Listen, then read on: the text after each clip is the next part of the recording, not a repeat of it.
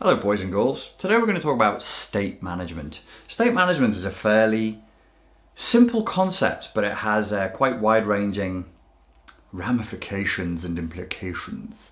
So what is state management all about? State management is based on a simple principle, which is that we remind ourselves that we are biological entities. You have the needs of a biological entity. You need to sleep, to eat, to exercise, whatever it is, and that your biological state has an impact on your psychological and your emotional state. See, usually in psychology and in psychotherapy, we tend to boil the issue down to being within the individual, and when it frequently isn't. It's actually like a systemic issue or a sociological issue. And we tend to boil the problems down to being in the individual's mind, when sometimes it's not just inside the individual's mind. It could be something that is going on physically, something that is going on at the emotional level as well, and that we need to factor these things in. Between the physical and the emotional, I propose a third realm, which is, I haven't got a better word for it at the moment other than like the somatic realm. So there's a place where your physical sensations, your subjective feeling in your body, like if you feel right now your feet, feel your spine, not with your hands, just feel it, just do an internal check for your feet, internal check for your spine, internal check for your forehead, and you'll have a feeling, you'll have a somatic feeling around that, of where you are in time and space. But sometimes when emotions show up, they're not easily identifiable as emotions. They're not easily, it's like sadness, there's happiness, there's excitement, there's anticipation, there's joy, there's lust, there's humor. Sometimes it's a feeling. So a pure physical sensation would be slap of the hand. I now feel like my hand has been slapped. That's a pure physical sensation. Pure emotional sensation. Right now I feel sort of happy and upbeat in a sort of balance, and like sweating with joy and euphoria, like, hey, but you know, I feel pretty good. That's where I am emotionally. But in my body, there's a somatic representation for that, which is, it's kind of like a spinning energy in the chest that goes down through my arms and a bit of a tingle up the back of the neck. And it's like a light feeling that's pushing me upward. That's the somatic field. So what does this mean? It just means it's something else to bring into your awareness so that you're more in touch with what's going on for you. What are state management techniques? Well, that would be one, to become aware of your emotional state, your physical state, the somatic sensations that you're getting in the biological feedback loop. And then to look at, how do we control these? How do we actually make it so that we're feeling more of one way and less of another? Here's some things to look at. Look at your sleep cycles. Make sure you're getting more than 6-7 hours of sleep a night. That sleep ideally should begin before midnight.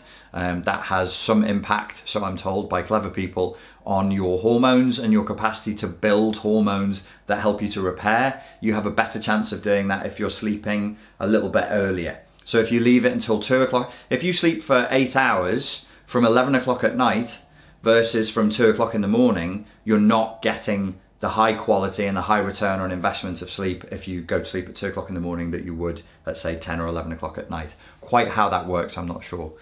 Making sure that you're properly hydrated, making sure that you're getting outside and getting enough exercise, taking control of your body, of your physiology. There are things that you can do with your state management, state management techniques that show that your body has a massive impact anyway, more than we're usually conscious.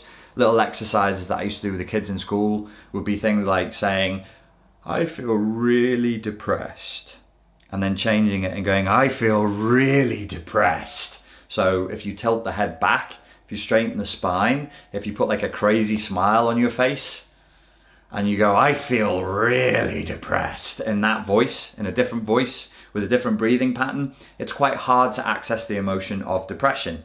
Usually the physiological strategy for depression is head down, low volume, slumped shouldered, breathing is shallow, I feel really depressed, with like a croaky voice. But if you're like, I feel really depressed, then it changes your state instantly.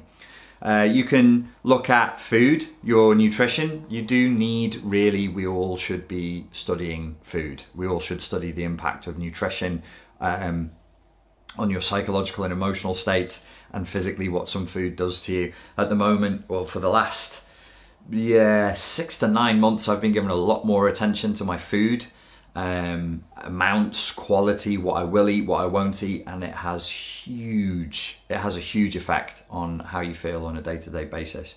The use of drugs, illegal or legal, being hyper-caffeinated is not good, smoking too much isn't good, alcohol, whilst legal and taxable as a drug, is a truly fucking dreadful drug in terms of your psychological health. Don't think it's okay. Don't think because everybody's doing it, because your dad does it, because your uncle does it, because you can do it in public or whatever you want, that it doesn't have an impact. For people with CPTSD, alcohol, I would say avoid alcohol before a lot of other drugs, because it really... The problem with alcohol as well is it's a slow creep effect. You can think that it's not impacting you, even as it is having a dreadful impact on you. So not only is it impacting you really badly, you won't even fucking notice until it's too late.